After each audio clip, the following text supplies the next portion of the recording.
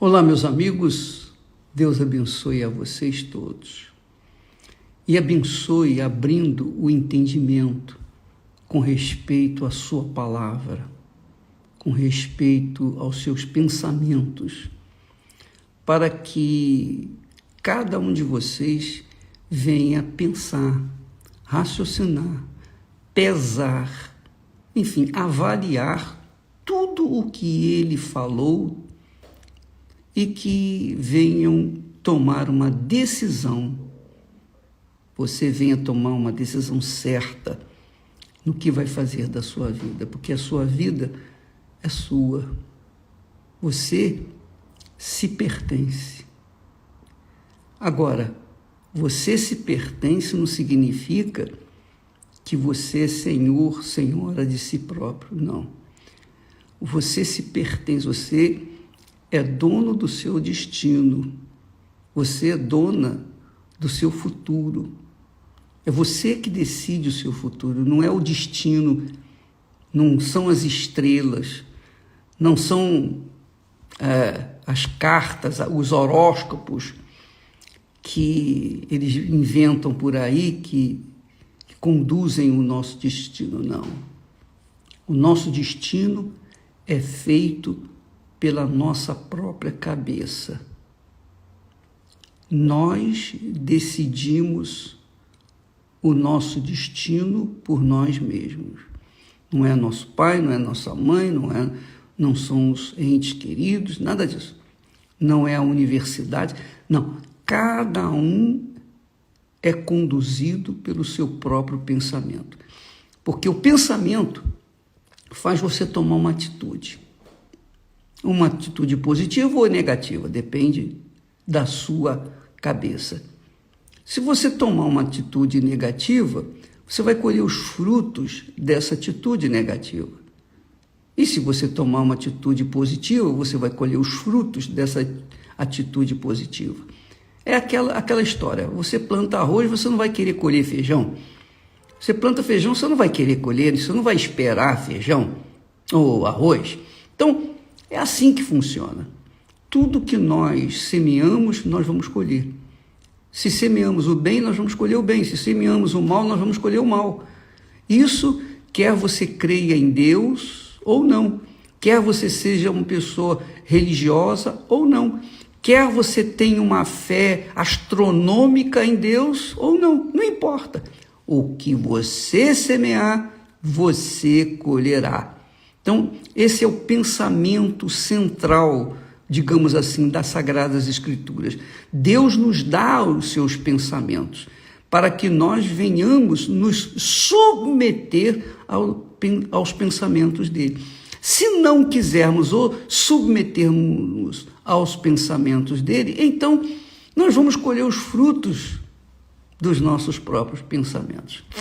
Então, amiga, por isso que é imprescindível que você tenha o seu entendimento claro, esclarecido, aberto, para que você possa tomar a direção certa na sua vida. O apóstolo Paulo diz que o Deus desse mundo cegou o entendimento dos incrédulos, dos que vivem segundo as suas próprias cobiças. Então, o Deus desse mundo tem cegado o entendimento das pessoas. E isso é claro, notório, isso nós temos visto, todo mundo tem visto isso. Mas o que eu queria falar com vocês, para que Deus abra o seu entendimento, é com respeito às profecias. As profecias. Você veja, por exemplo, quando você lê na Bíblia, lá em Mateus 4, que diz assim: então o Espírito Santo conduziu Jesus ao deserto para ser tentado pelo diabo. Quer dizer, o Espírito Santo, o próprio Deus, conduziu o seu filho para ser tentado, ser provado lá no deserto. E ele foi, mas ele passou pela prova. Ele jejuou, ele orou, enfim, ele lutou para que pudesse servir ao seu pai. Mas foi o Espírito Santo quem o levou para o deserto. O Espírito Santo também tem levado muitos filhos dele aos desertos. Problemas de saúde, problemas familiares, problemas econômicos, problemas, enfim, de toda a sorte, de toda a natureza. Deus permite que esses problemas venham. Deus nos leva aos desertos. Eu estive várias vezes no deserto, mas Deus foi misericordioso e Ele me livrou de morrer no deserto. E eu quero que você saiba também que, além do Espírito Santo, ou melhor, quando o Espírito Santo não nos leva no deserto para sermos provados, provar a nossa fé, a nossa fidelidade, a nossa lealdade, às vezes, e isso acontece muito, somos nós mesmos que nos conduzimos aos desertos, não para sermos tentados ou provados, mas para colhermos os frutos da desobediência, da rebeldia à palavra de Deus.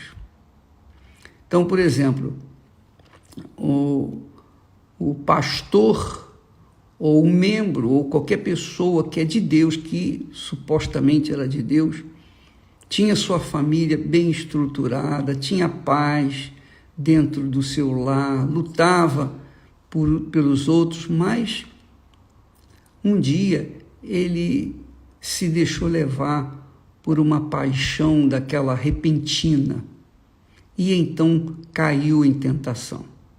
E então, você sabe, não há nada nesse mundo que há em oculto que não venha a ser revelado. O pecado dele veio à tona e a maravilhosa família que ele tinha evaporou, derreteu. E ele ficou sem chão. Ele ficou sem chão. Aí ele caiu na fé e então começou a conduzir a sua vida desregradamente, e hoje está caído, prostrado, não sabe o que fazer da sua vida, não sabe o que fazer. Meu Deus, talvez, se ele tiver aquele desejo, falar, oh, meu Deus, será que existe chance para mim? Será que existe chance para mim? Eu conheci a tua palavra, mas eu caí, eu errei de forma consciente, mas eu estou aqui caído, prostrado, eu estou aqui perdido, não sei o que fazer da minha vida. Me dá uma direção. Se a pessoa é suficientemente humilde para reconhecer o seu pecado e pedir a misericórdia de Deus, Deus vem sobre ele. Deus estende a mão sobre ele. O problema, minha amiga, meu amigo, o problema é que, às vezes, a pessoa não dá o braço a torcer. Sabe aquela pessoa orgulhosa, pedante, nariz empinado, arrogante, achando-se conhecedora, muito conhecedora das Escrituras Sagradas? Ela não acha, ela não consegue arrependimento, ela não consegue sentir o seu pecado. E isso é o grande perigo, porque quando a pessoa chega a essa situação, aí é porque ela está realmente destinada à morte e não tem mais jeito. Mas se existe uma tristeza de a pessoa falar, puxa vida, eu tô nessa situação, meu Deus, tem misericórdia. A pessoa é humilde para reconhecer, então há salvação para ela. E eu faço esse programa diariamente para tentar resgatar aqueles que estão assim, aqueles que estão caídos, prostrados, afastados, desanimados, perdidos, mas que ainda têm dentro de si um pouquinho de simancol de humildade. Para esses a salvação. Aliás, o apóstolo Paulo também fala que há dois tipos de tristezas. Uma tristeza é provocada pelo mundo. A outra tristeza é provocada por Deus. A tristeza do mundo é para a morte. Quer dizer, a pessoa ficar, se envolver com o mundo, se envolver com o pecado, mergulhar no pecado, na lama do pecado, sabendo o que está fazendo, sabendo, consciente de que está fazendo, mas quer assim, prefere assim, tem o seu prazer dessa forma. Então, esse pecado produz a morte, essa tristeza produz a morte. Mas a outra tristeza, segundo Deus, é a tristeza do arrependimento, quando a pessoa cai no pecado e ela diz: poxa, meu Deus, será que existe uma chance para mim? Ela está triste, ela está abatida, nada consegue mudar a situação dela, não tem dinheiro, não tem posição social, não tem nada nesse mundo que possa alegrar o seu coração, senão aquela tristeza que vem de Deus para que ela venha se converter, para que ela venha se arrepender, para que então ele venha sobre ela e restaure as suas feridas e venha fazer dela uma nova criatura. Deus é compaixão, Deus é misericórdia, Deus é amor. Não é esse amor que a gente vê por aqui, não, viu? Não. O amor de Deus é outra coisa completamente distinta do que a gente sente no coração, até porque o coração é um elemento enganador.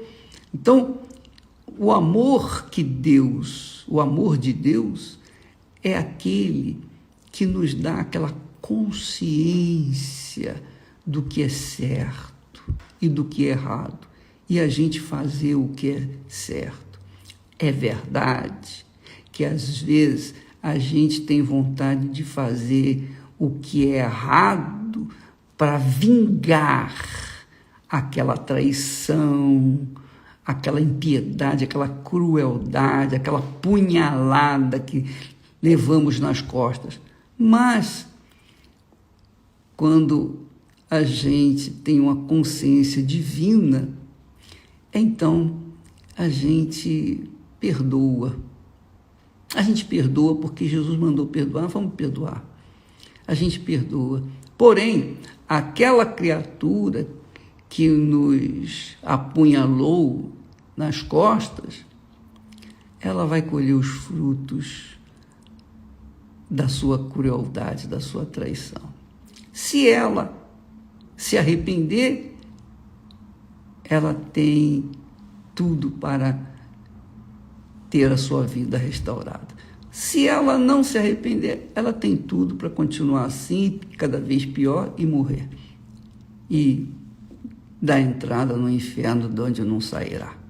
Então, minha amiga e meu amigo, pensando nisso é que nós queríamos fazer aqui um apelo para você que está nos assistindo e que tem...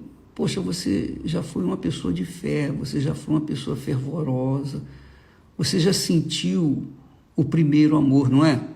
Você já teve aquele prazer do primeiro amor, que é Jesus.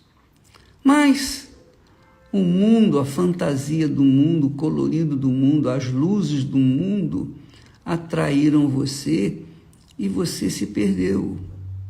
Mas o amor de Deus permanece sobre você.